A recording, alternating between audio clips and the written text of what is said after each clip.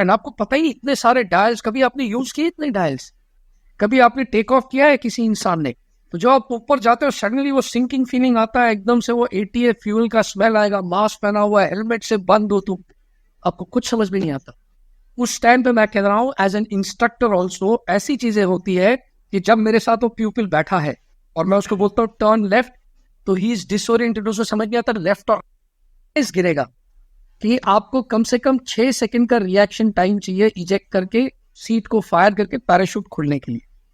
उतनी हाइट भी होनी चाहिए इनके ऊपर, और फिर ऊपर आएगा और फिर आपको नीचे आना पड़ेगा, क्योंकि अगर आपने इतना लो सिलेक्ट इजेक्ट किया कि सीट तो फायर है लेकिन पैराशूट खुलने के लिए टाइम नहीं हो, तो पत्थर की तरह गिरोगे नीचे।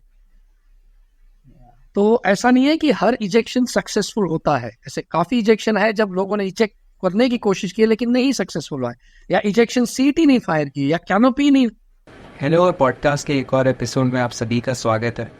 इस एपिसोड में हमारे साथ हैं विंग कमांडर अभिजीत गोखले, जिनके साथ हमने बहुत कुछ डिस्कस किया है कि एक्चुअल में एक फाइटर पायलट की लाइफ कैसी होती है।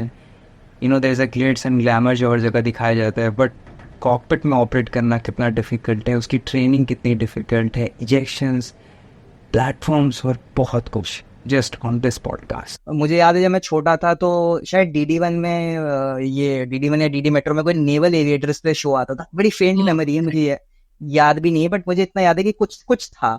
एंड देन फिर कुछ टीवी सीरियल्स में कहीं कुछ आया। आपके हिसाब से आई नो आपने मतलब आप कुछ मूवीज भी आ रही हैं जिनमें शायद आपने कुछ एक टेक्निकल कंट्रीब्यूशन भी दिया है, तो एक और मतलब कितना डिफरेंस रहता है सर जनरली जो पोर्ट्रेट, मतलब एक जनरल परसेप्शन सर क्या रहता है कि the air force that is in the movies and the air force जो इज देयर? ओके, सो मैं आपको अभी now that I have been consulting for 3 movies, ठीक है, तो मैं आपको बहुत सिंपल सी बात बताता हूँ। जब पहली मूवी के लिए जब मेरे साथ स्टोरी वगैरह डिस्कस हुई, ये कोविड के टाइम पे हुआ, when I was doing nothing, तो जब मैंने स्क्रिप्ट पढ़ी तो मुझे लगा ये क्या दिया है मेरे को, मतलब आई सेड कि यार this is outrageous, completely outrageous. तो मैंने उसमें इतने सारे चेंजेस बोले and it was very nice of the first director, और मैं उनका नाम लेना चाहूंगा, मिस्टर सर्वेश मेवारा। उन्होंने इतने सारे चेंजेस इनकॉर्पोरेट किए। फिर हम रोज जूम पे बैठते थे बिकॉज तब तो घर के बाहर नहीं निकल सकते थे, ठीक है, लेकिन क्रेडिट टू हिम, उन्होंने एयरफोर्स सीखा, मतलब क्या एयरफोर्स है उसमें इतना उन्होंने रिसर्च किया कि जब तक मूवी खत्म हुई ना, हम एयरफोर्स की भाषा में बात करते थे। मतलब जब कॉम्बैट करते थे तो ऐसे कुछ दिन थे जब मैं नहीं आ सकता था बिकॉज मेरी ड्यूटीज थी, है ना। तो जब मैं लेट पहुंचता था मैं देखता था कि उधर चल रहा है हार्ड राइट गो, और सर्वेश डायरेक्ट कर रहा था विद फुल कॉम्बैट सीन्स। तो मेरे को बहुत खुशी हुई कि इस इंसान ने इतनी मेहनत की है। तो इशू ये है, देयर इज अ डिफरेंस, बहुत फर्क है एक डॉक्यूमेंट्री और एक कमर्शियल मूवी में, राइट। जब आप मूवी बनाते हो तो मूवी किस लिए बनाते हो, ये पर्पस इनिशियली सेट होता है, ठीक है, कि आप डॉक्यूमेंट्री बना रहे हो लोगों को एनलाइटन करने के लिए, या आप एक पिक्चर बना रहे हो पैसा बनाने के लिए। और अगर कोई प्रोडक्शन हाउस कुछ पैसा इन्वेस्ट करता है तो ऑब्वियसली वो बोलेगा ना मेरा पैसा तो वापस आना चाहिए, तो कमर्शियल एंगल हमेशा रहेगा।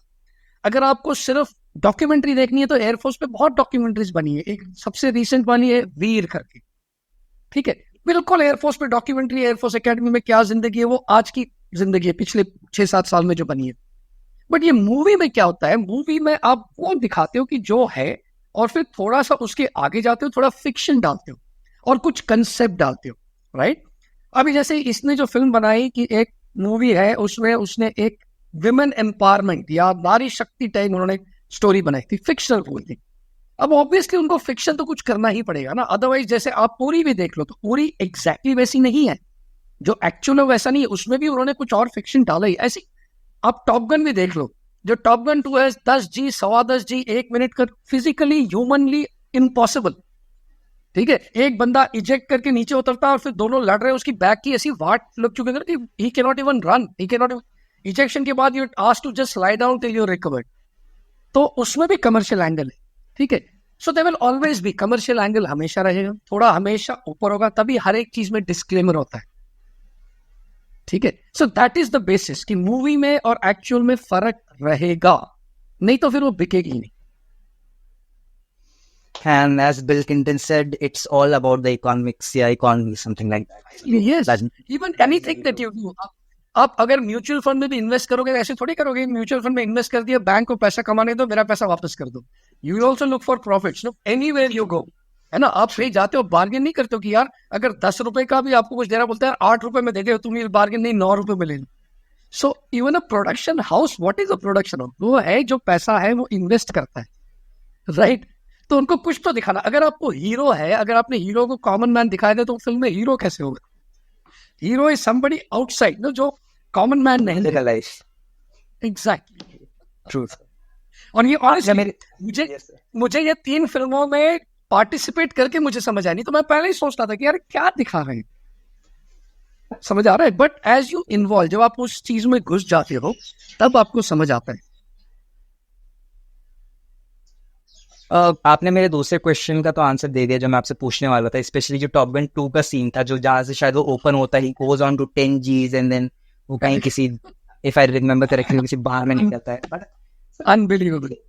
एक मुझे जस्ट एक जनरल एक्सपीरियंस पूछना था कि how does it feel like, आपने शायद किसी और पॉडकास्ट में कहा था कि if God wanted humans to fly then he would have given us wings. Exactly. तो यस, तो सर जो इतनी अननेचुरल कहूंगा, क्योंकि हमारी बॉडी शायद इन चीजों के लिए बनी नहीं, how does it feels when you experience such forces on your body? So what happens is, आप कभी वो जायंट व्हील पे बैठे हो, गोल चक्कर जो फेयर में लगते हैं, है ना? Right sir. जब आप नीचे आते हो तो आपके पेट में कैसा फीलिंग होता है, सेंसेशन आता है ना कि वेटलेसनेस का, तो वो है नेगेटिव जी, ठीक है? तो इट इज समथिंग अननेचुरल।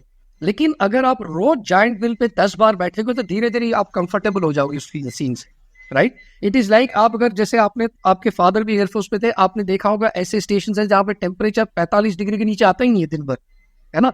लेकिन फिर आप दूसरा स्टेशन में जाओगे जहां पे 0 से 10 डिग्रीज ही रहता है पूरे दिन। लेकिन क्या होता है, आपकी बॉडी अडेप्ट करती है ना, गर्मी, सर्दी, बारिश में अडेप्ट करती है। सो इसमें क्या होता है कि फौज में भी, इन द एयरफोर्स ऑल्सो, आपको ट्रेनिंग देते हैं बारी बारी। So it's not as if जिस दिन आप पहले दिन जाओगे तो 9G खींचोगे, नहीं। आपको पहले दिन एयर एक्सपीरियंस किया जाएगा, फिर आपको थोड़ा सा मनूवरिंग सिखाया जाएगा, फिर 2G से आपको कंफर्टेबल किया जाएगा, फिर 3G, फिर 4G, फिर आप एक बार बेसिक आपको आ जाएगा फ्लाइंग का, फिर आपको कॉम्बैट में इंट्रोड्यूस करेंगे, फिर कॉम्बैट में लिमिटेशन होगा 5G का, मतलब रूल उस सॉर्टी के लिए कि मैक्सिमम 5G ही कर सकते हो, और आने के बाद पूरा पैरामीटर्स चेक करते कि आपने एक्सीड किया है कि नहीं, राइट? एंड देन धीरे धीरे होता है एक परफॉर्मेंस रन होता है जब आप 9G तक जाओगे। तो that is the training, plus there is a high G course in a particular institute in one of the aviation centres. Sorry, I will not take, मैं ना नाम और इंस्टीट्यूट का नाम नहीं लूंगा और लोकेशन, बिकॉज आपको पता है रिस्ट्रिक्शन है। Perfect. ये सिविल पे यूज होते हैं, बट आई जितना कोशिश कर सकूं मैं अवॉइड करूंगा, ठीक है? तो उधर सारे पायलट जाते हैं, उनका पूरा ट्रेनिंग होता है, चेक होता है कि 5G 1 minute, 6G 1 minute, 7G 30 second, 8G 30 second, 9G 15 second आपको करना है, और आपको सरवाइव करना है। उसके बाद ही आपको फिर कॉम्बैट मैनूवरिंग अलाउड है। नहीं करोगे तो आपको ग्राउंड किया जाएगा, आपको 3 महीने दिए जाएंगे to get yourself fit, फिर आप जाके उधर पास होके फिर आओगे। तो ये ट्रेनिंग का प्रोसेस है। आप किसी चीज में देख लो, ठीक है? आप अगर गाड़ी चला रहे हो, नई गाड़ी चला रहे हो, तो आप 21-22 दिन चलाओगे ना, उसके बाद फिर आप धीरे धीरे स्पीड बढ़ाओगे, then you will go on to drive at 100। So it is a question of training. Yes, आपकी body is not made for that, वो बनी नहीं उसके लिए, तो तकलीफ होती है। इसी के कारण फिर एक्सीडेंट्स होते हैं, बिकॉज आप कितनी भी ट्रेनिंग कर लो, फाइनली वो बॉडी है कहीं ना कहीं तो गिव अप करेगी ना, ग्रे आउट हो जाओगे, ब्लैक आउट हो जाओगे, है ना?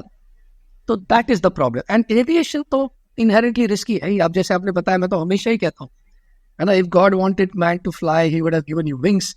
You are doing something against mother nature by flying, basic flying, even straight and level flying, taking off A to B जो कमर्शियल में करते हैं, बट हियर तो आप कुछ और कर रहे हो which is against even basic flying techniques. You are manoeuvring the aircraft. So होता क्या है कि जो कमर्शियल एयरक्राफ्ट है वो बनाए जाते हैं स्टेबिलिटी के लिए, स्टेबल प्लेटफॉर्म।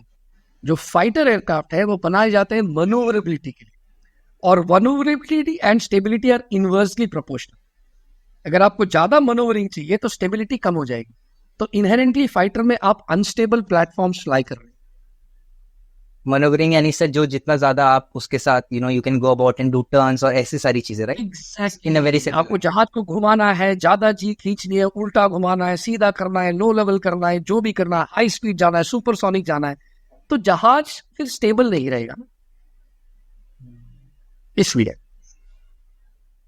अब सर आप मतलब जैसे अगेन मैं मूवीज का रेफरेंस लूंगा, आई लाइक हाँ like ji it please. Movies, in fact documentary या मूवीज या किसी का भी ले लें, तो जो पहले पायलट्स का व्यू आता है ना, तो they would be holding their helmets and then they will be, I think they will be in their jumpsuits and they would be wearing those very cool aviators, बहुत अच्छे लगते हैं सर। और वो पूरे हाँ पूरे उसमें तो मतलब सॉलिड, बहुत ही अच्छा लगता है।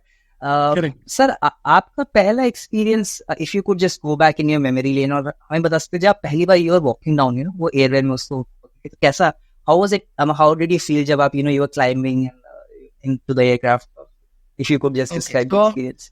आपने बोला ना वो गियर शेयर वगैरह, वो कहते हैं ना कि कहते हैं कि a fighter pilot is naked without his Rayban. Oh, मतलब आई ये लव द एक कोट। अलग लोग हैं। मतलब हम नाइट फ्लाइंग के लिए जाते तो भी रिबैन पहन के जाएंगे, चाहे आगे दिख ना रहा हो कुछ। बट वो एक एक स्टाइल हो जाता है, ठीक है। अगर आप देखोगे किसी क्रिकेटर को ऐसे प्रैक्टिस करते हुए बिना पैड्स और ग्लव्स के, आप बोलेंगे यार क्या कर रहा है, बट वो जब ग्लव्स पैड्स हेलमेट पहनेगा तो लुक्स लाइक सचिन तेंदुलकर, है ना। तो एक ऑरा, एक इमेज बनता है जो तुम्हारे दिमाग में है। जैसे कहते हो ना, आप बताया ना कि I will use pictures, effect of pictures, वो पिक्चर पे देखोगे तो दिमाग में बैठ जाता है, ठीक है। बट पहले 2-3 साल ट्रेनिंग में ऐसा कुछ नहीं होता है, ठीक है। ऐसी वाट लगती है तुम्हारी ना, तुम्हारी इंस्ट्रक्टर तुम्हारी जान खा जाता है। मैं इंस्ट्रक्टर था, मैं अपने प्यूपिल को ना खाना पीना क्या, उसको वो सांस भी जिस तरह लेता था मैं कंट्रोल करता था। तो ये रेबैन शेबैन तो दूर की बात है, रेबैन तो after commissioning, after getting operational, तब जाके ये सब आप आराम से पहन सकते हो। अदरवाइज आप हेलमेट लेके भाग रहे हो तो इंस्ट्रक्टर के पीछे, ओके। ऐसा कुछ नहीं है, ये सब style while is all very nice, movie में बहुत अच्छा लगता है, लेकिन वो पिक्चर है, असली में ऐसा नहीं है। आप किसी भी ट्रेनिंग सेंटर में जाओगे तो आप देखोगे कैडेट हेलमेट पहन के, पूरा जी सूट पहन के, ग्राउंड पे मैप है उस पे ऐसे घूम रहा होगा देखने के लिए कि कैसे जाना है, कैसे ये करना है। वो सब ग्राउंड पे प्रैक्टिस करें उतनी गर्मी में, पसीने पसीने होके, ठीक है। So it is not an easy life. मैं बहुत ब्लंटली कहता हूँ, to join the air force flying is not easy. 4-5 साल की कड़ी मेहनत के बाद आप वो स्टाइल वाला पोज कर पाओगे, नहीं तो नहीं कर पाओगे। तो इट्स नॉट कि आज ज्वाइन कर लिया, I am selected, helmet, Ray-Ban and all that, ऐसा नहीं है, ठीक है। सो द फर्स्ट एक्सपीरियंस, मैं जब पहली बार उड़ा था तो मैं ग्लाइडर में उड़ा था नेशनल डिफेंस एकेडमी में 1991 में। मुझे याद ही नहीं है क्या हुआ था, बिकॉज दैट एनवायरनमेंट इतना एलियन एंड फॉरेन है, बिकॉज कोई कॉकपिट पे तो बैठा ही नहीं होगा ना। और जब वो जहाज हिलता है तुमको समझ नहीं आ रहा होता क्या है, इतनी सारी डायल शायल्स घूम रहे हैं। जब मैंने पहली बार HPT-32 में एक्चुअल पावर फ्लाइंग देखी तो भी मेरे को कुछ याद नहीं है, बिकॉज तभी मैंने कहा ना कि हर जहाज में एक एयर एक्सपीरियंस होती है, बिकॉज एवरीथिंग इज फॉरेन। आपको पता ही नहीं, इतने सारे डायल्स, कभी आपने यूज किए इतने डायल्स? कभी आपने टेक ऑफ किया है किसी इंसान ने? तो जो आप ऊपर जाते हो सडनली वो सिंकिंग फीलिंग आता है, एकदम से वो ATA फ्यूल का स्मेल आएगा, मास्क पहना हुआ है, हेलमेट से बंद हो तुम, आपको कुछ समझ में नहीं आता। उस टाइम पे मैं कह रहा हूँ एज एन इंस्ट्रक्टर ऑल्सो ऐसी चीजें होती है कि जब मेरे साथ वो प्यूपिल बैठा है और मैं उसको बोलता हूँ टर्न लेफ्ट, तो ही इज डिसोरिएंटेड, उसे समझ नहीं आता लेफ्ट और राइट क्या है। तो मुझे अपना हाथ लेके उसके लेफ्ट पांव पे लगाना पड़ता है कि this is your left side, जो स्टिक है उसको लेफ्ट की तरफ मूव करो, move the stick towards your left leg, now you move the stick, look outside, aircraft is turning left. इतना डिसोरिएंटेशन होता है। सो ये सब स्टाइल वाइल मूवी का है, एक्चुअल में ऐसा कुछ नहीं है। So just give me a हाँ yeah. Yes. So अगर जैसे आपने मतलब आपसे बात करने से पहले आई थिंक इस टाइम हो गया उस पॉडकास्ट को, मैं उत्तराखंड के एक्स DGP उनसे बात कर रहा था, वो थे और उनके बेटे थे, they had written a very good book. और आपने देखा होगा जैसे ना जब यूट्यूब या कहीं पे भी ना रील्स चलती है इंस्टाग्राम पे कि कोई IPS ऑफिसर जो है निकल रहे हैं और एवरीबडी वो म्यूजिक बज रहा है पीछे आगे और सब सैल्यूट कर रहे हैं। तो मैंने उनसे भी पूछा कि सर उसमें कितनी रियलिटी, और वो तो उनका बड़ा अच्छा पॉइंट ये था कि जो दिखता है ठीक है, अगर ऐसा कहीं होता भी होगा उसके पीछे जो एफर्ट जा रहे हैं, जो सारी चीजें जो लग रही हैं, जो जो ट्रेनिंग, आई मीन आपने जैसे बताया it's too unnatural for a human body. अगर टर्बुलेंस आ जाता है किसी फ्लाइट में, उसी में सबकी हवाइयां उड़ जाती हैं, तो आप तो you are constantly I think sitting on a turbulence, वो तो हिलता ही होगा जिस तरीके से आप हर मेरा आप ना सर 1-2 क्वेश्चन आप पहले ही आंसर कर दे रहे हो। मैं आपसे ये पूछने वाला था कि how alone are you in a cockpit, and then आपने डिस्क्राइब कर दिया with all that dials and mask वाला फिनोमेना। मेरा अगला सवाल सर ये है आपसे कि ये जो फाइटर प्लेन्स हैं, स्पेशली अगर मैं को किसी बच्चे को बताना हो कि यार ये कितने फास्ट होते हैं, कितने तेज होते हैं, तो how how can explain that? Okay, तो आप जब किसी भी बच्चे को समझाना है ना, मतलब somebody जिसको थोड़ा बहुत समझ में आती हो, तो उसको बोलो कि आप जब एक फुटबॉल फील्ड भागते हो 100 मीटर्स, है ना, तो आपको कितना टाइम लगता है एक एंड से दूसरे एंड तक? तो 100 मीटर्स है, वर्ल्ड रिकॉर्ड 9.71 सेकेंड्स है, तो कॉमन इंसान 13-14 सेकंड में भागता होगा 100 मीटर्स, है ना। 13-14 सेकंड में एक फाइटर एयरक्राफ्ट नॉर्मल स्पीड्स में 4.5 किलोमीटर या 3.5 किलोमीटर कवर करे। ओके, सो नॉर्मली जो फाइटर एयरक्राफ्ट फ्लाइंग करते हैं, नॉर्मल फ्लाइंग, वो है 850 to 900 किलोमीटर पर आवर की स्पीड है। तो राउंड फिगर 900 लेते हैं for the sake of calculation. 900 kilometre per hour is 1 kilometre in 4 second. तो अगर आप 14 सेकेंड में एक फुटबॉल फील्ड का 100 मीटर्स कवर कर सकते हो, तो 14 सेकेंड में 3.5 किलोमीटर जहाज पार कर चुका होगा। अगर आप गाड़ी चला रहे हो और 60 किलोमीटर प्रति घंटे की रफ्तार से चल रहे हो, तो 1 किलोमीटर 1 मिनट में जाओगे। 1 मिनट में फाइटर एयरक्राफ्ट 15, 16, 17, 18 किलोमीटर कवर कर चुका होगा। This was a very very good analogy से, क्योंकि हम सब लोग जब ड्राइव करते हैं, गाड़ी में बैठे होते हैं, तो सम वे वी हैव दैट अंदाजा कि यार 50 किलोमीटर पे चल रही है, 60 पे चल रही है, 80 पे चल रही है। तो Oh my जैसे God. MiG-21 एयरक्राफ्ट है, MiG-21 में जो हमारा स्पीड इंडिकेटर होता है, सामने डायल है, उसमें 0 का मार्क है ही नहीं। सबसे कम मार्क है 200 का। मतलब 200 तक आपका जहाज स्पीडोमीटर रजिस्टर ही नहीं करेगा, मतलब दिखाएगा ही नहीं। 180, 190 की स्पीड बोलेंगे बहुत कम है। तो जब 200 पहुंचेगा तो वो नीडल शुरू होगा मूव करना। और जो मिनिमम स्पीड थी MiG-21 की, वो थी 320 किलोमीटर प्रति घंटे। That's like the 320 maximum speed. Kilometre प्रति घंटा मतलब कितना हो गया पर मिनट? सर मतलब मेरे को इतना पता है 5 kilometre in minute. 5 kilometre minute is minimum speed. Yes sir, F1 car की मैक्सिमम स्पीड शायद 300 कुछ जाती है। I think that is 300। F1 car शायद जो उनकी मैक्सिमम स्पीड है। तो आप अगर F1 जो देखोगे ना कि इतनी स्पीड पे जा रहा है, तो आपको पता करना है कि ये MiG-21 की मिनिमम स्पीड है। Oh God. That's very quick. Sir, I mean, I cannot even conceptualize, क्योंकि जैसे मैं कह रहा था, इतना unnatural है कि आप उसे कैसे ही, मतलब I can हम भी नहीं कंसेप्चुलाइज कर पाए थे। बस वो जब स्पीडोमीटर दिखता है ना, तब पता लगता है हे भगवान इतनी तेज जा रहा हूं मैं। Oh great.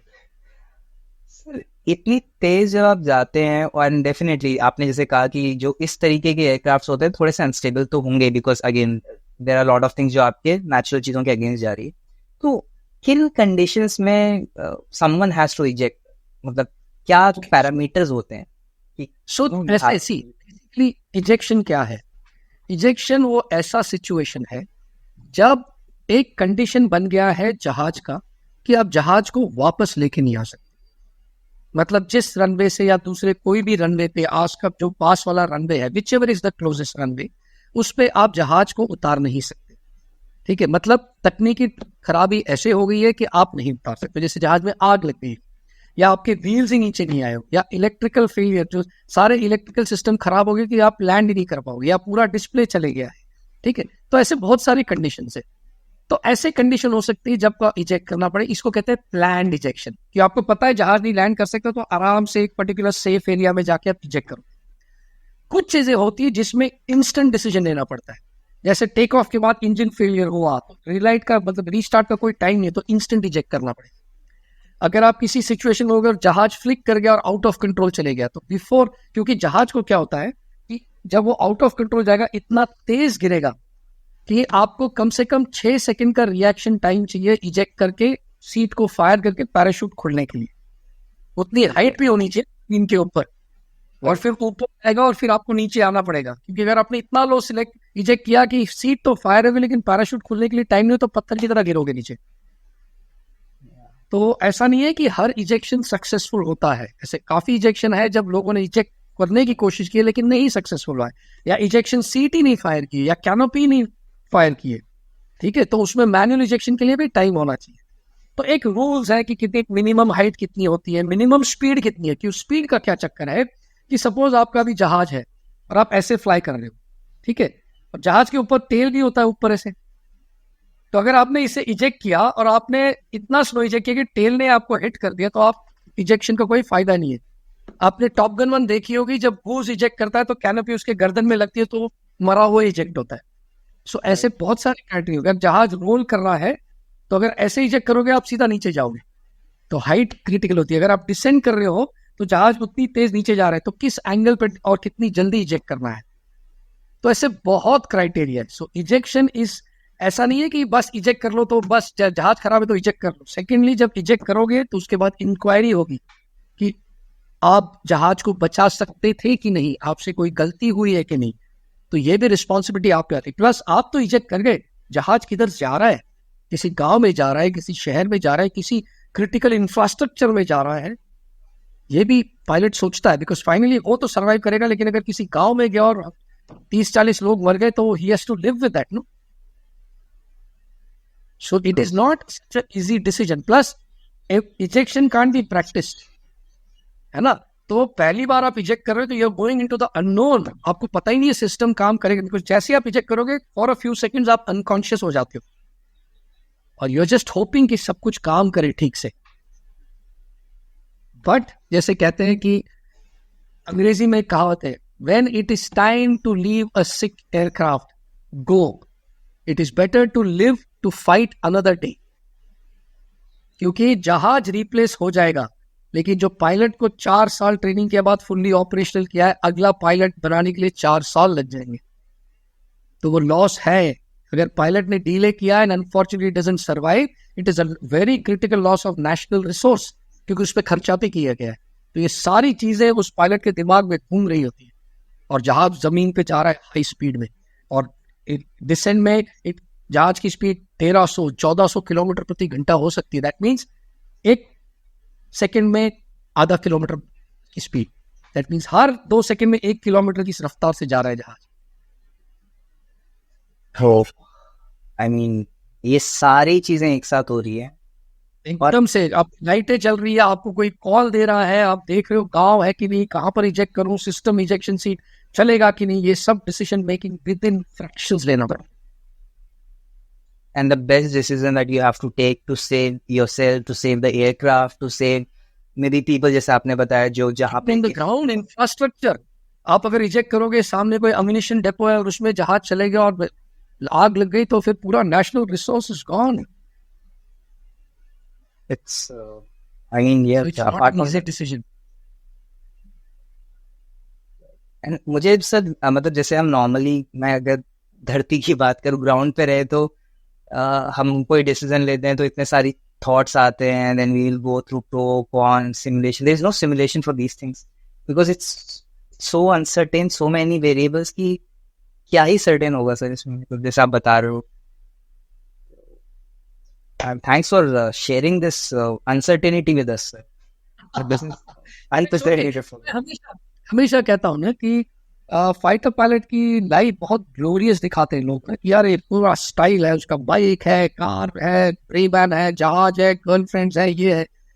बट लोगों को ये समझ नहीं आता कि उस बेसिक स्टेप पे पहुंचने के लिए 4 साल की इतनी कड़ी मेहनत है, ब्लड स्वेट टॉयल, पढ़ाई, hard work, rejection, disappointment, heartbreak, सब कुछ मिला होता है। वो 4 साल की पकड़ने के बाद उसको मिलता है एक स्टेटस, और ये कभी एंड नहीं होता। हर साल आपकी फ्लाइंग एग्जाम, ग्राउंड एग्जाम होती है। अगर आपने फेल किया तो आप ग्राउंडेड हो जाओगे। आज मेरे को 33 इयर्स हो गए फ्लाइंग करते हुए, लेकिन आज भी हर 6 महीने मेरे ग्राउंड एग्जाम होते हैं, सिमुलेटर एग्जाम होते हैं, इवन टुडे, एंड वो चलता रहेगा till the last day I fly. तो ये सब ग्लोरी बहुत अच्छा लगता है, दिस ब्यूटीफुल थिंग। अरे क्या पायलट बन गया, क्या जिंदगी है, ऐसा नहीं है सर। अभी आप जैसे बता रहे हैं कि किसी चीज के लिए, specially when you are training for these kind of platforms so fast, in fact so furious, तो ट्रेनिंग तो एक एस्पेक्ट हो गया सर, किसी को इंस्ट्रक्ट करना इस चीज के लिए कितना, how different is it than to train when the tables get turned, जब आप उस okay. So, जैसे अगर सपोज अभी मैं क्लास ले रहा हूँ मैथमेटिक्स की, ठीक है, मैं उनको एक टेक्स्ट बुक दे दूंगा, ऐसे लिए कल हम ये क्लास लेंगे इंटीग्रेशन की, अब पढ़ के आ जाइए, next day I will take on the board, draw one sample, say integration का साइन है from this to this limits and this is what we will solve it, then I will give them another example, now just use this and solve this, right? Flying is not like that, flying can't be taught on the board. पहले तो 2-3-6 महीने की ground training होती है, फिर जहाज की training होती है 1.5-2 महीना, और उसके बाद जब आप कॉकपिट में बैठते हो, जैसे मैंने बताया कॉकपिट में तो आप पहले कभी बैठे नहीं, ग्राउंड पे वो सारा आप सिमुलेट नहीं कर सकते। हमारे टाइम पे तो सिमुलेटर्स ही नहीं थे, आजकल तो सिमुलेटर्स हैं, सो कैडेट्स गेट अ चांस कि सिमुलेटर पे बैठ के देख सके क्या होता है, लेकिन जो एक्चुअल टेक ऑफ है वो तो नहीं हो सकता है सिमुलेटर में। हो आप इवन इफ कंप्यूटर ग्राफिक्स से उसको टेक ऑफ दिखाओगे, लेकिन बॉडी पे प्रेशर्स नहीं समझ आएंगे, जब आवाज बंद होगी, जब हेलमेट टाइट हो जाएगा, ठीक है, जब ऑक्सीजन ब्रीथ करना शुरू करोगे, जब फ्यूल की स्मेल आएगी, जब गर्मी होगी, क्योंकि सिमुलेटर तो एयर कंडीशन है, जब गर्मी होगी, तो ये सब चीजें तो फर्स्ट टाइम होंगी, तो काफी अनसेटलिंग होता है। दूसरा, जैसे मैं इंस्ट्रक्टर था MiG-21 में, तो मैं पीछे की जहाज कॉकपिट में बैठा हूँ, स्टूडेंट आगे बैठा है, मुझे स्टूडेंट नहीं दिख रहा है वो कर क्या रहा है, उसके हाथ कहाँ है, उसके पाँव कहाँ है, ठीक है, और काफी सारे आगे के इंस्ट्रूमेंट्स पीछे नहीं है, तो मेरे को उसको बताना है कि यार लुक एट दिस गेज, अब आई एम होपिंग कि वो उधर देख रहा है। जब मैं उसको बोलता हूँ कि स्विच ऑन द जनरेटर, मैं होप कर रहा हूँ कि वो जनरेटर ऑन कर रहा है, दूसरा स्विच नहीं कर रहा है, जो उसके लिए बिल्कुल उल्टा हो सकता है। तो इसके लिए ग्राउंड पे कैडेट्स के होते हैं ब्लाइंड फोल्ड चेक्स। उसमें क्या करते हैं, उसको एक ग्राउंड पे जहाज पे बिठाते हैं, आंखों पे पट्टी डालते हैं, और उसको इतनी प्रैक्टिस करने बोलते हैं कि ताकि जब मैं बैठूं और मैं इंस्ट्रक्टर खड़ा हूं साइड पे सीढ़ी पे, मैं उसको बोलता हूं टच द जनरेटर, तो उसका हाथ सीधा जनरेटर ऑन करना चाहिए। मैं उसको बोलता हूँ स्टार्टर बटन, तो स्टार्टर बटन में जाना चाहिए। रेडार स्विच, ठीक है, आंखें बंद करके उसके हाथ उधर जाने चाहिए। जब वो सब कुछ कर पाएगा तो कॉकपिट ब्लाइंड फोल्ड चेक्स कहते हैं, अगर वो पास करता है तभी वो कॉकपिट में बैठ सकता है। और ये सिर्फ नॉर्मल फ्लाइंग है, इमरजेंसी एक्शंस होते हैं। ये सपोज आपको टेक ऑफ रोड पे हो, आप 350 की रफ्तार पे हो, और रनवे तो लिमिटेड है, ऐसे थोड़ी है कि बॉम्बे पुणे एक्सप्रेस पे बस 160 किलोमीटर का रोड है, ठीक है, 3 किलोमीटर का ही है, और आप आधे रनवे पे जा चुके हैं, मैं पीछे से बोलता हूँ ओके अबैंडन टेक ऑफ, कि नहीं टेक ऑफ कर सकते हैं, तो उसके हाथ ठक ठक ठक ठक ठक करके ठक ठक ठक ठक ठक हाथ हिलने चाहिए विद इन सेकेंड्स, क्योंकि हाथ डीले होगा तो आप रनवे खा रहे हो उस रफ्तार पे। आपने सारे एक्शंस भी कर दिए लेकिन रनवे सफिशिएंट नहीं रहा तो फायदा क्या होगा, जहाज भी टूट जाएगा, शायद आपकी जान चली जाएगी। So is the challenge. Secondly, जैसे MiG-21 में होता था, पीछे से जब हम अप्रोच पे थे तो मेरे को रनवे नहीं दिखता सामने, तो मेरे को उसको पूछना पड़ता है are we aligned with the centre line, तो ही विल से यस। अब मैं क्या क्यूज था, जैसे मैं एयरबेस में था जहां पे मैं इंस्ट्रक्टर था, जब हम अप्रोच पे होते थे तो मैंने अपने क्यूज बना लिए थे कि लेफ्ट हैंड साइड में जब ये बिल्डिंग मेरे को इस एंगल पे दिखेगी, और राइट हैंड साइड में जब पैरेलल टैक्सी ट्रैक इस एंगल पे दिखेगा, तो हम सेंटर लाइन पे अलाइंड है, राइट और लेफ्ट नहीं है रनवे के, और फिर हम अप्रोच पे चले जा रहे हैं। एंड जब मैं कहता हूँ are we heading for the runway, अगर वो हाँ बोले, आई एम होपिंग कि ही इज अप्रिशिएटेड। रनवे के शॉट भी है तो मेरे को समझ नहीं आएगा, मेरे को क्यूज लेने पड़ते हैं सारे, कि अगर मैं ऐसे अप्रोच पे हूं तो अगर मेरे इस पोजीशन पे मेरे को दूसरा रनवे का एंड दिख रहा है तो मैं सही हूं, अगर वो रनवे का एंड नहीं दिख रहा है तो दैट मीन्स वो रनवे के आगे जा रहा है, अगर बहुत ज्यादा दिख रहा है तो रनवे के शॉर्ट जा रहा है। I mean, if you are in such a aviation में, मिलिट्री एविएशन में सिखाने का, जब टैंडम सीट होता है, अगर साइड बाय साइड बैठे तो आपको वही की कॉकपिट है, उसके हाथ कहाँ जा रहे हैं, वो क्या देख रहा है, आप देख रहे हो, सब कुछ सेम है। द चैलेंज इज, जब आप अप्रोच के लिए आ रहे हो तो आपको उसको इतना कॉन्फिडेंस देना पड़ता है कि हाँ यू फ्लाई, तू जाके लैंड कर। अब कब तक उसको आप मिस्टेक अलाउ करोगे, क्योंकि finally it's your life.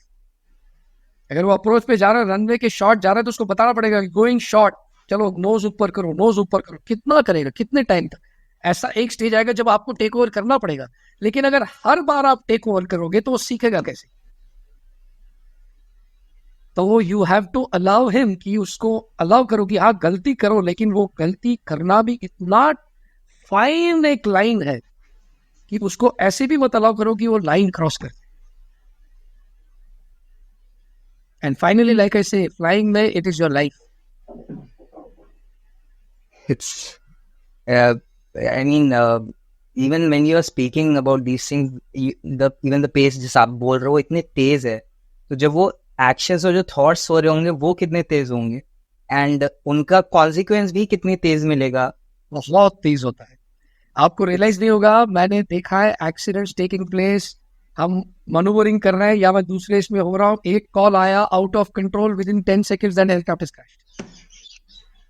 The forget, और वो 10 seconds फिर आपको इतने लंबे लगते हैं, लेकिन जो जहाज है उसको तो पता ही नहीं लगता है, समझ ही नहीं आएगा क्या हो गया. 10 seconds में तो आप 100 meters भाग नहीं सकते, एक फुटबॉल फील्ड नहीं भाग सकते, उसके अंदर जहाज का क्रैश हो सकता है. फ्रॉम द टाइम पायलट को रियलाइज हो कि यार जहाज is out of control, 10 second में जहाज कैन क्रैश, और उतने मिनट में तो आप एक फुटबॉल फील्ड भाग नहीं सकते unless you are a world record holder, which the probability is quite low. तो वो भी काफी कम. You cannot afford to not be in the moment, sir. I mean, you cannot afford to not be there. जैसे मैं कहता हूँ ना, अगर आप लो लेवल फ्लाई कर रहे हो 100 meters पे, जहाँ आप वेपन फायर करते हो, तो देयर इज वेपन है जो 50 मीटर पे फ्लाई करते हो, 100 meters पे फ्लाई करते हो. अगर आप 100 meters पे फ्लाई कर रहे हो, ओके, 100 meters पे फ्लाई कर रहे हो और 900 किलोमीटर पर आवर की स्पीड है, 900 किलोमीटर मतलब 1 सेकंड में 250 मीटर, मतलब 1 सेकंड में 2.5 फुटबॉल फील्ड कवर कर रहे हो. 1 सेकंड में 2.5 फुटबॉल फील्ड. अगर आपने 1 सेकंड, अगर आपका अटेंशन डाइवर्ट हुआ और आप 100 meters पे हो, 1 सेकंड में आप 150 meters अंडरग्राउंड हो सकते हो.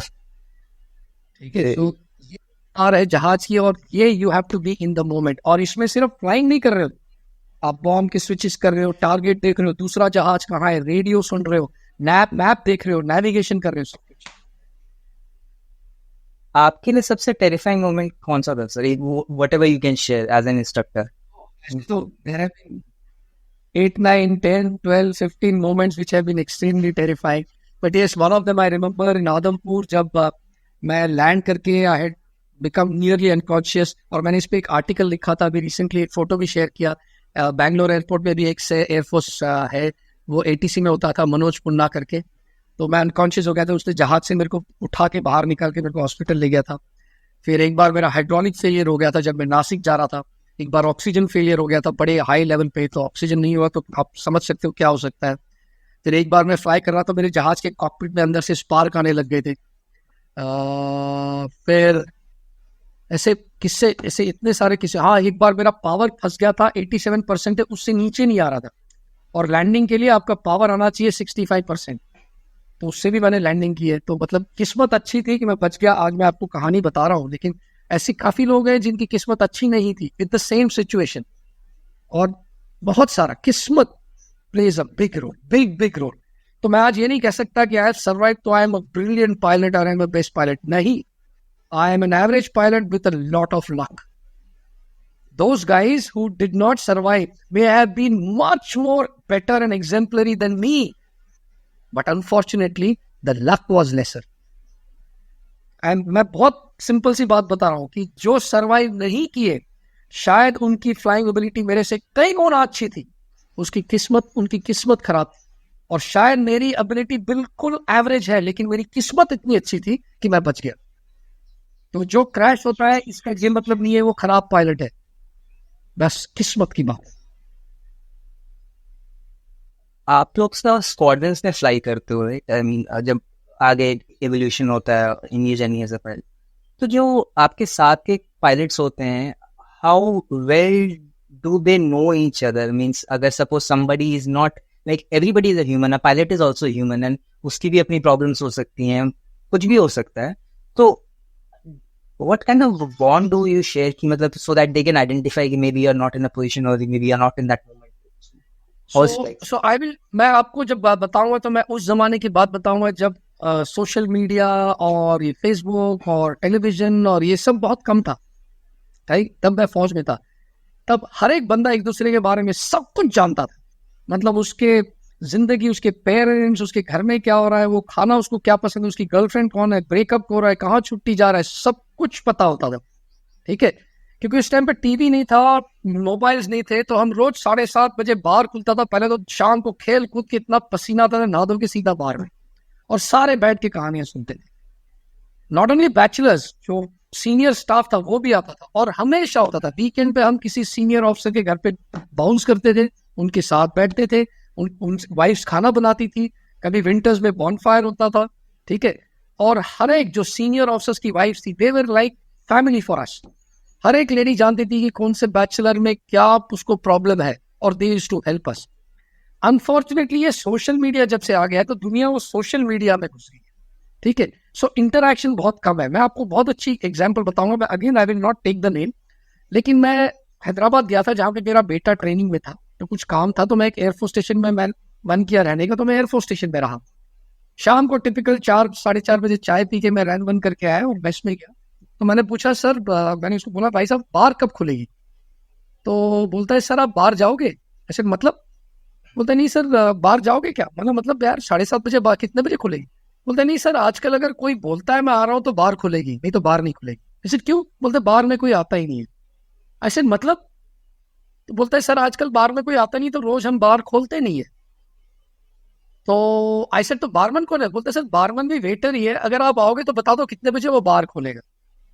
इससे क्या हुआ है, जो एक दूसरे के बीच में जो बातें होती थी, जो शेयर करते थे, वो खत्म हो गई है। क्योंकि जैसे मैंने बताया, तो मैंने बोला हाँ भाई मैं 8 बजे आऊंगा, तो 8 बजे वो आया, मैं अकेला गया बाहर में। फिर मैंने अपने एक एनडीए कोस्टमेट आर्मी वाले को बुलाया, हम दोनों बस अकेले ही थे और कोई बाहर में था ही नहीं ना। मैं ये नहीं कह रहा कि बाहर में रोज जाके दारू पियो, बट जब बाहर में हम बैठते थे, एक दूसरे के फैमिली के बारे में बात करते थे, तो क्या उसके प्रेशर्स है, क्या उसके चैलेंजेस है घर पे क्या, और ये सब बात होती थी। बट ये नहीं हो रही है, क्योंकि घर में आपके पास इतना एंटरटेनमेंट, आप सोशल मीडिया में, अब किसी को पता ही नहीं कि वो सोशल मीडिया पे क्या कर रहा है, उसके अंदर क्या प्रेशर्स है। तो ये एक बहुत बड़ा चैलेंज है। तो देखो मैंने तो फौज छोड़ के 9 साल हो गया, आई एम श्योर फौज इज एड्रेसिंग इट, ठीक है। तो वो गलत होगा उसके ऊपर कमेंट करना और या बोलना कि फौज नहीं कर रही है, बिकॉज मैं हमेशा कहता हूँ कि यार मैं तो फौज से बाहर हूँ। जो लोग फौज में है, they know the best, they are doing the best work.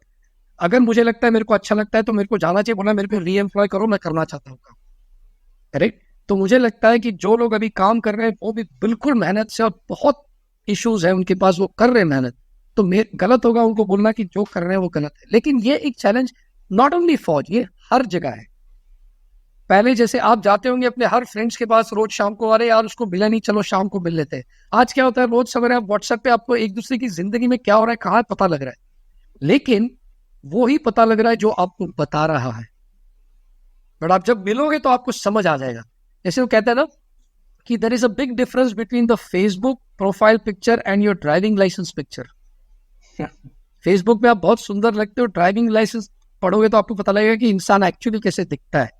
और आधार की फोटो और अच्छी आती है सर। जब आप फेसबुक पे रहोगे तो आप उसको सबसे बेस्ट दिखाओगे ना। और ये सोशल मीडिया का प्रॉब्लम है, क्योंकि वो दुनिया को दिखाते हैं क्या वो दिखाना चाहते हैं, लेकिन क्या एक्चुअली वो पता नहीं लगता। तो आई एम श्योर फौज पक्का इसको देखती होगी, तभी काफी सारे फौजी सोशल मीडिया पे नहीं है, उनको रिस्ट्रिक्शन है। बट ये इंटरेक्शन कम हो गया, ये तो मैं कंफर्म है, बट ये इंटरेक्शन सिर्फ फौज में नहीं है, हर जगह हो गया। बट हमारे टाइम पे हम सब कुछ जानते थे, सबके बारे में। जो जैसा आप बता रहे हैं कि I mean when you are जब आप ड्यूटी पे हो और आप फ्लाई कर रहे हो, आप मतलब अफोर्ड ही नहीं कर सकते तो नहीं होना। मतलब जैसे मैं अगर कहीं ऑफिस जाता हूँ, कहीं बैठा हूँ, I can maybe afford to not be there for moment and nobody dies and no multi-billion-dollar aircraft goes down and something like that. but जहाँ आप लोग जिस अरीना में हैं, there is no scope for this. So There is no scope for a doubt in the mind.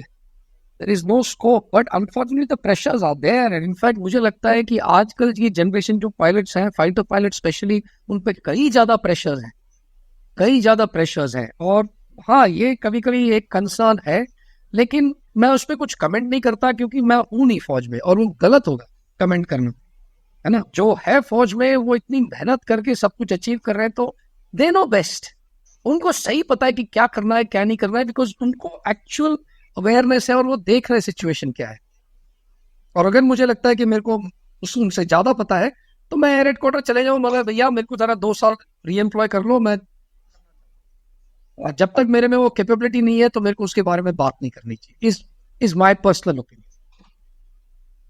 On an lighter notes, तो आप लोग flight से पहले खाते क्या है? What's your meal like? अब जो सीनियर पायलट है वो जूनियर की जान खाते हैं। नहीं, बट नॉर्मली क्या होता है, जैसे अर्ली मॉर्निंग ब्रीफिंग्स होती है, कभी 5 कभी 4:30, तो आप जब स्कॉन में जाते हो तो सबसे पहले तो ब्रीफिंग होगी। तो ब्रीफिंग के टाइम पे जो कैफेटेरिया आपको सैंडविचेस और चाय तो पिलाएगा ही। तो आप एक सैंडविचेस 2-3 खा के चाय पी के पहला मिशन करते हो। जब आप वापस आते हो 7:30-8 बजे, तो फुल ब्रेकफास्ट करते हो, बिकॉज एम्प्टी स्टमक आप फ्लाइंग नहीं कर सकते। और full it's called a pre flight meal. तो फुल ब्रेकफास्ट करके फिर अगला मिशन के लिए जाओगे। हाँ, देयर इज, लोग कहते हैं ये नहीं खाना चाहिए, वो नहीं खाना चाहिए, बट हर बॉडी अलग है। जो मेरे लिए सूटेबल है वो आपके लिए नहीं हो सकती। लाइक ऐसे human beings like fingerprints are not same, है ना। तो मेरे लिए शायद अंडे अच्छे हैं, आपके लिए नहीं है ना। किसी के लिए पराठे अच्छे हैं, आपके लिए नहीं हो सकते, या आपके लिए अंडे अच्छे हो, मेरे लिए हो सकते। बट एवरीबडी, आपको समझ आ जाता है। I am sure everybody eats what suits them, but ये mandatory, you should never fly on an empty stomach.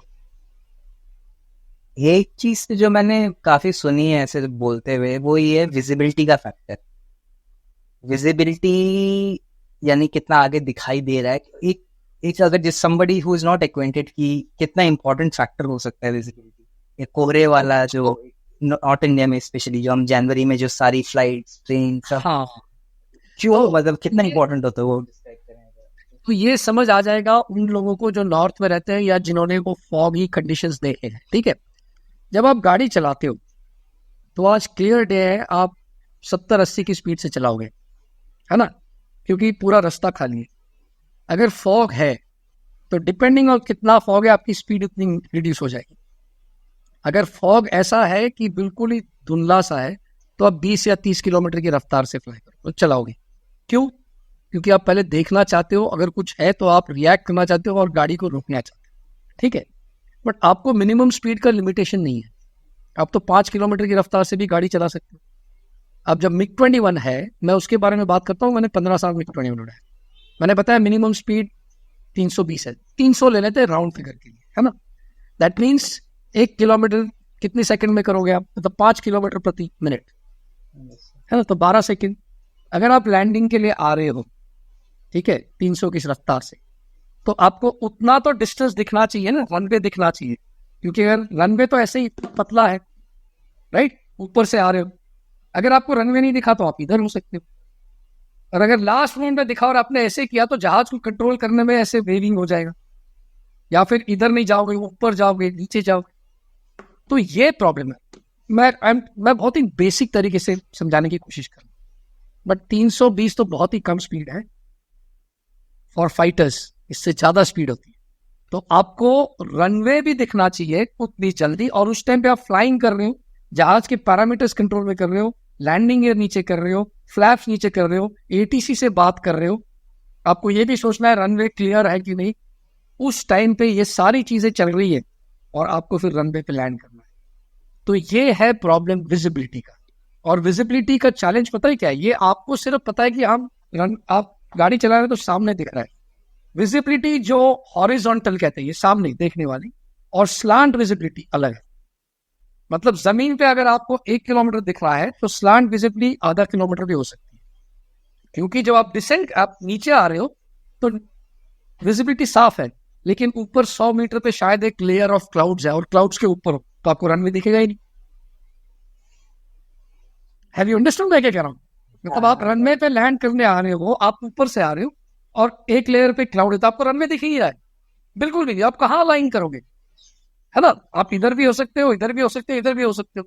जब आप क्लाउड के नीचे आओगे, आपको पता लगा इधर है, तो आप लैंड नहीं कर सकते, आपको गो राउंड करना पड़ेगा, फिर आपको वापस आना पड़ेगा। और ऐसे कितनी बार करोगे? क्योंकि तेल तो लिमिटेड है ना, पेट्रोल तो लिमिटेड है।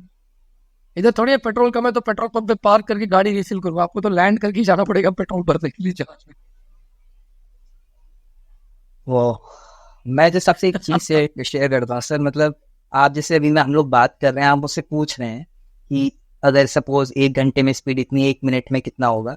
मैं आपको बताता हूँ, मैं बीच बीच में ड्रिफ्ट हो जाता हूँ, या कोई भी ड्रिफ्ट हो जाता है। This is how we are and how present you are, that you, आपका और मेरे रिस्पॉन्स के टाइम में समझ में आ जाएगा कि कोई more present. I just wanted to share कि आई वाज जस्ट विजुअलाइजिंग। एक तो मैं, आप जब बता रहे हैं, हम जस्ट फैक्टरिंग इन की कौन सी चीज कहाँ से आ रही होगी, और दूसरी चीज मुझे आज एक चीज समझ में आई कि क्यों मे बी वो लोग पायलट्स बनाने के लिए या उनकी रिक्वायरमेंट में मैथ्स होना